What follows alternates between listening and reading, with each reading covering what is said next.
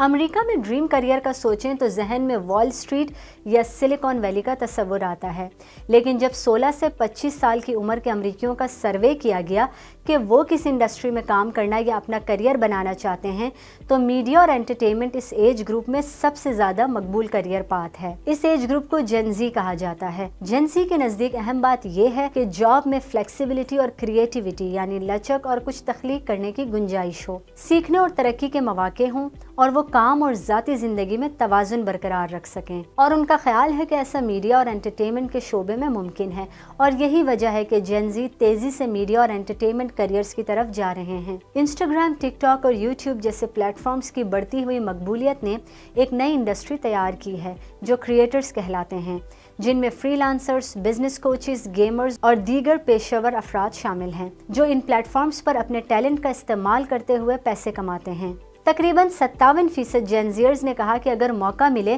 तो वह इन्फ्लुएंसर्स बनना पसंद करेंगे। इस एज ग्रुप में 50% ऐसे हैं जो नौकरियों के बजाय अपना कारोबार शुरू करने की ख्वाहिश रखते हैं।